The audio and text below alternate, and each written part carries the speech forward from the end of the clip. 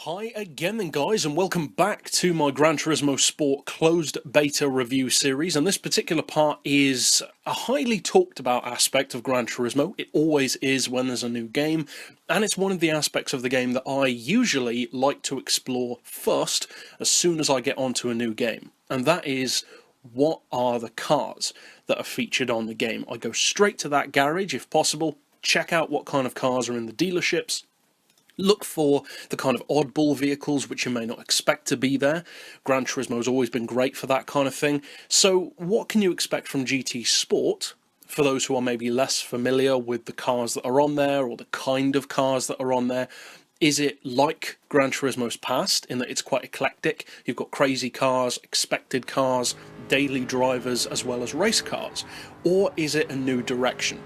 Well, as many of you guys who have already checked out my other reviews as well as videos from other people about GT Sport so far will probably have seen, it is kind of a new direction as far as Gran Turismo goes. You've still got road cars and race cars mixed in together, but it's definitely different to the kind of car lineup and definitely the size of the car lineup that you'd expect on a mainstream Gran Turismo game, notwithstanding stuff like prologues, concepts, that kind of thing. Now, this game actually has, for the moment at least, the least cars of any Gran Turismo game since the first one. So it's a lot smaller in terms of car amount. Around 140 vehicles are slated for the game, with a couple of extra ones, I believe it was, if you pre-order the game, like a Ford Mustang rally car, that kind of thing. And some are announced for DLC release later on. And now, of course, as many people are very happy about, we have Porsche included for the first time ever in the world of Gran Turismo. No roofs, pure, original Porsches. Now, we don't have a huge amount of Porsches officially slated for release on the game. The main one, which we've been seeing quite a bit of, is the 911 GT3, which is a great car to have. Porsche, I believe, has hinted at some other models which they do plan to release on the game as well, so that's great to see. A lot of people are really going out of their minds for the Porsches, which is understandable. It was probably the second biggest company that Gran Turismo didn't have next to Ferrari, because of course they introduced Ferrari on GT5, and then the next logical step was Porsche. Stuff like Maserati and Lamborghini, although hugely popular, I'm a massive Maserati fan, didn't really have the kind of community following that Ferrari and Porsche did in terms of the outcry from players wanting those cars to be on the game. So, considering the cars that we have to work with now, as well as the cars which we've been seeing in gameplay, in trailers, in official announcements, in screenshots, what kind of mix of vehicles do we have, as well as getting into some specific vehicles? What can you be expecting from the game? Well, there are some full-on supercars, hypercars, whatever you want to term them as, high-end exotics, at the end of the day, that are slated for release on the game, such as the LaFerrari, which will also be the first time, of course, that we've had that car in the world of Gran Turismo, and it will be interesting to see how a vehicle like that integrates into the current ranking system. I personally have a strong feeling that they'll probably expand the ranking system, and I know some of you guys feel this way as well, into more than just our three basic categories. Now, for those who maybe don't know, the current three categories on GT Sport are not based on PP level. They're more based on a combination of power and weight, which is kind of better. Now, PP points were kind of based on that as well, but would often be totally inaccurate. You'd have stuff like the Red Bull Junior having the same PP level as a Chaparral 2J, which is insane. That car just cannot compete at that level. But now, it's much, much closer in terms of overall ability. Some cars are still faster than others, for sure, but as a general rule, having stuff like TT Quattros, Evoras, Evos, Imprezas, racing against each other in one level, then at the other end of the spectrum, stuff like the Audi R8 LMS, Vantage GT3, Mercedes SLS GT3, Jaguar F-Type race car, those kind of vehicles, again, they're very well matched, with, of course, some cars being better for different things. Some are quicker in a straight line, some are better through corners, some just perform better due to the nature of the way the car is designed. For instance, in real life, there is a car company called Mosler, who many of you will probably be aware of. I'm a huge fan of the brand, and they were banned from FIA racing, not because they had more power than anyone else, not because they were lighter, but because the car was designed and built in such a great way that it was basically just really difficult to beat for all of the other teams, and consequently it was banned because of how good it was. Likewise on the game, numbers do not make a car automatically better or worse. They're just a rough guide, and that's very much the way it works on the game. Something like a TT Quattro is not as quick in a straight line as something like an Evora, but they do run in the same class because of the balance of performance system, which keeps the cars competitive against each other. And of course, at the end of the day, even a car that's slower can still win if it's got the right driver. Now, as far as vehicles which I own, you can see some of them in this video. We've got stuff like the Scirocco, the Nissan GTR, the Mustang, the Audi R8, various others which are newer versions of existing cars. We have, of course, the GTR on Gran Turismo, we have the Audi R8, we have the SLS, but they are new versions of those cars. Not necessarily real versions either. Some of them are real-world race cars like the Audi R8 LMS, others are reimaginings. PD originals, as we call them, polyphony digital original race cars.